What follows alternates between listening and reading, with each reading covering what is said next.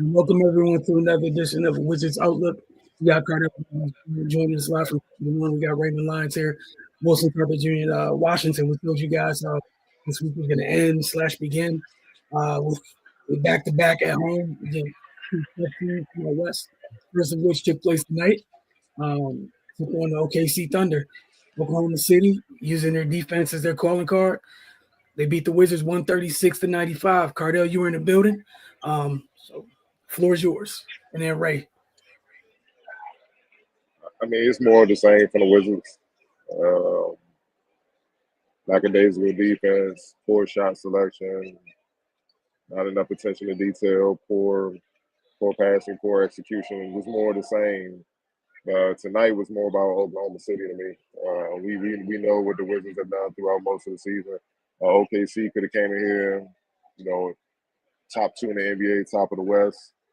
Uh, Felt like they could have took it easy and still won, and they did not do that. They came in here and destroyed the Wizards by 41.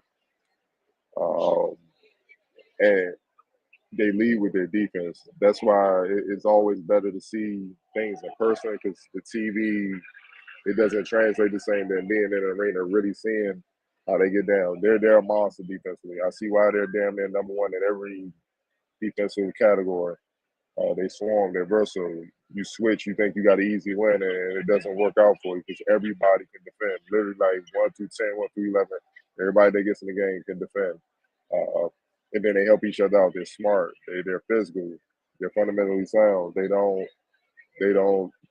guard with their hands. They have active hands, but they don't foul. They don't give you any outlet, any out. You have to really earn your baskets. You really have to earn your whatever plays you make. And any mistake that you may make trying to make that play, they're going to turn you over and get out on the open court and score with Order. ease.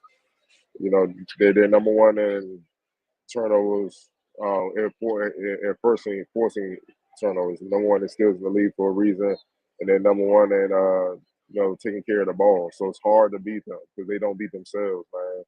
And then even in the half court, it's refreshing to see a team win like the '90s. I thought they could win in this era. They don't really. They take their fair amount of threes, but that's only off of ball movement and penetration, kickouts, and stuff like that. They don't force a lot of bad threes. Most of their points come from mid range. I had to look it up during the game. Damn near 60% of their shot attempts as a team come from mid range, and they're number one in the league in field goal percentage from mid range, 10 to 16 feet. They make 51.6% of those shots. And obviously, a bulk of that comes from SGA, who, in my opinion, is the front runner for MVP this year with the damage he's doing, man. So that just goes to show you that, that good old style, inside out, mid range and stuff like that, it still has a place, especially if you defend the way they can defend, man. It's a joy to watch them. Like I said, they could have easily came here and take it easy, especially the way they beat the hell out the Knicks the other night, beat them by 25. I mean, man, and, Wizards, we all know what it is. They're getting ready for the lottery. Took it easy, and it was none of that, man. Came in, handled business, and about eight minutes left in the game, the starters were on the bench getting some rest, and that's what you do. You don't load manage. You come in here and get these type of teams. You get them up out of here, and then you rest. Third stringers was in the game to finish the last 8 minutes of the game, getting some good reps and stuff like that. It was more about OKC, more all in all, just a dominant win, man, as a team. And like I said, you can't turn the ball over against them. They're number one in steals. Well, they forced 18 Washington turnovers, and they had 11 steals, which is right on their average. I believe they averaged 12 steals a game, and they scored 25 points off of the Wizards turnovers. That's a big chunk of the game right there, man. And then the rest was a clinic. 26 assists on 45 made shots, and then the 3-point shooting. Again, they kill you from mid range. They took 35, but those are good ball movements. They made 37% of them. That's pretty good. 13 out of 35. The Wizards attempted 46 threes, only made 9. They literally shot 19% from deep, and 33% from the field. That's why you lose by 40. And people got to act like they don't know what the problem is, man. But you saw the contrast of styles of what people are complaining about and what they prefer in this game alone. And that's why OKC, if they win it all, It won't be a shock, man, because I was very impressed with how they played tonight. Right. Yeah, man, it's not too complicated about what happened here tonight. Cardell laid it out. It's a team in championship mode against a team in lottery mode, and definitely props to OKC because we've seen teams in their position come in and play and play down to their competition sometimes. That clearly wasn't the case. They're locked in. They're on a mission. uh, we talked about after the Wizards game on Friday against Chicago. If they play like that against OKC, it'll be ugly. And they played like that against OKC, and it was very ugly. But yeah, their defense, man, is just stifling. And they're super disciplined. Everybody's on the string, nothing easy, and yeah, man, they came in here, handled business. Starters had an early night, and then they let their young guys rock. So I mean, it wasn't a surprise, but still, you definitely want to see a better showing from the Wizards. But OKC, they on a different level right now. Yeah, much to what you both talk about their defense. That it's possible to still play defense at a high level in this age of everyone being uber skilled. That it's possible to still get after it defensively. We saw OKC was not great offensively tonight by any stretch of the imagination, and to me, that's what made it that much more impressive. They did not have it going in terms of being in a rhythm offensively. What they did have going, they were like, whatever we shoot, you won't even shoot what we shoot while we're struggling. If you're having a bad night offensively, one surefire way to make sure your bad night doesn't hurt you, make the opposing team have an even worse night. Foreign concept these days, but it goes a long way.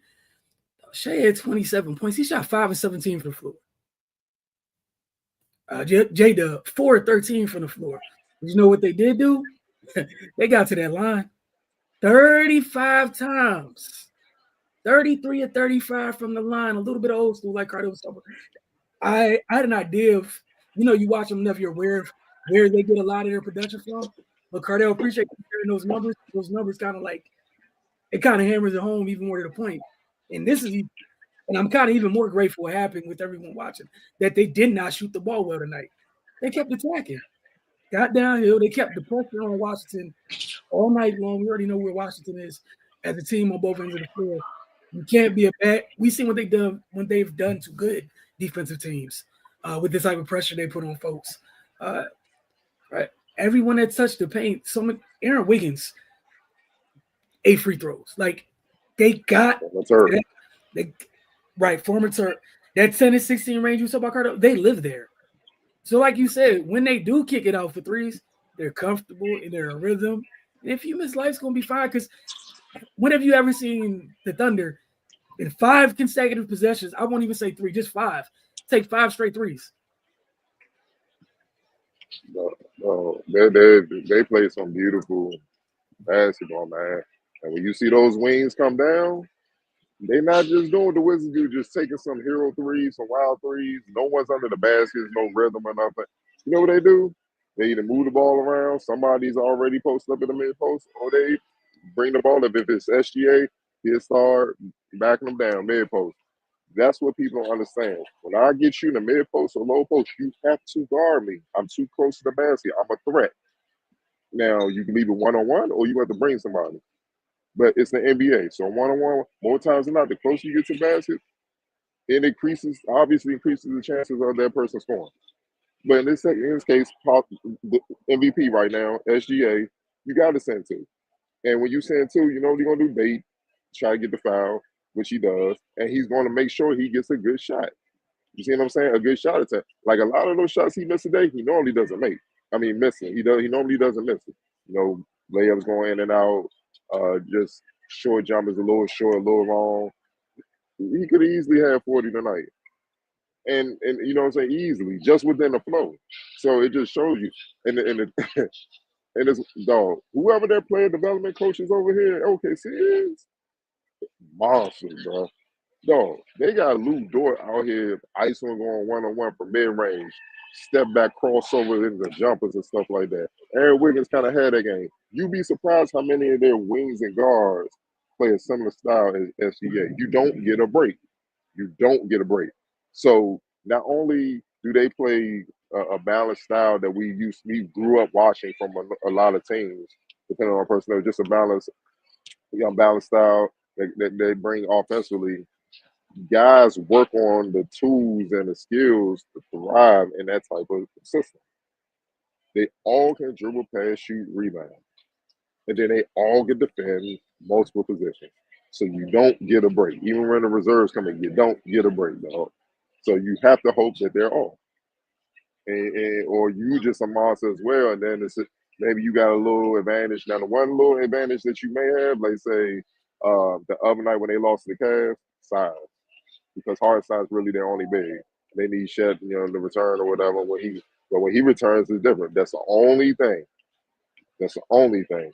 Other than that, if it's gonna be a wing battle, OKC gonna beat the hell out you. If it's gonna be a guard battle, they're gonna beat the hell out you because they go 1 through 10.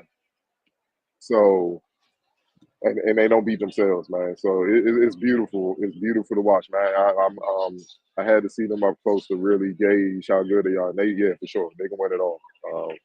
They're not getting enough of to me. They and this, like you said, Wilson, this wasn't even their best showing of the season, not by far, and it was impressive.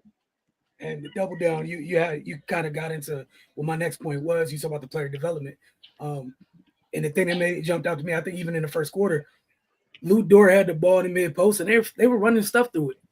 Like, and you think about the size of their guards, their wings. Lou Dort physically, bro, that's a football player. All right, he's built like a football player. All right, let's keep it a buck. I'm not gonna even think of a basketball comparison because I'm not gonna hurt my head. That is a whole defensive end posting up somebody's guard. All right, you got Jalen Williams, also built a little differently, right? Different size. You're talking about the advantages they have. We seen in their starting lineup, the only guy that looks like a guard in their starting lineup is Casey Wallace, and he's not even small. He just doesn't look as big as the rest of them, and that's not a knock. That he just looks normal. The other three, by different body types, what have you. Jalen Williams, that's a bulldog down there. Lou Dort's a whole lot to deal with. We already know what SGA brings to the table. He doesn't look physically as imposing as the other two. Mass-wise, 6'6", 6'7", length, and wiry strong, and crafty as hell. So, bro, I know we're used to a little older seeing 90s guards post up down there, facilitate down there, where if, depending on who the guard was, if you don't send a body, somebody's guard is in for a long day right there. It was just fun watching them work, man. Truly fun watching them work. And like you said, Lou Dort and that body mass and all that, juggernaut. They look like Derrick Henry out here playing basketball, bro. And like Jordan Poole was on a fast break, and Lou Dort went to meet him at the rim. He just went up for the block. They made contact.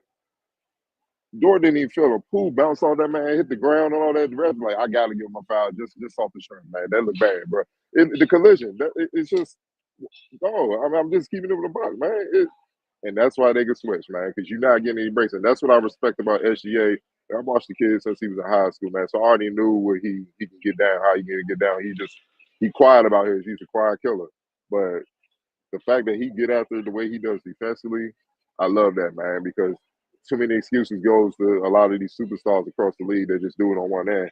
He doing it in every facet. So you can't pick on him.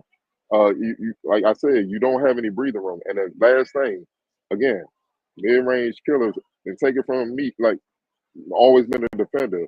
When I know I have to guard you, that's more of a headache than you just take. I know you're gonna take some bad shots. You're actually helping me, man. Like, go ahead and take them brow three. Go ahead. Breath of fresh air. I ain't gotta work as hard. Thank you. I'm out of breath anyway. I ain't really you giving me a break. I can catch my breath now. Just SGA, he gonna keep coming back, posting up. I gotta focus on him. I gotta find him. I don't get a break. It wears you down, though. It wears you down. It wears it even down. So for you to stop them, your entire defense for 48 minutes has to be on point. And most teams are not gonna be able to deal with that. It's always advantage them unless you run to a Cleveland that's at the top of the league, or Boston or somebody like that. That's on those. It's only a handful of teams that can rumble with them in a 7-game series, man. everybody else about to be food. And actually, the way they play defense remind me of Minnesota last year.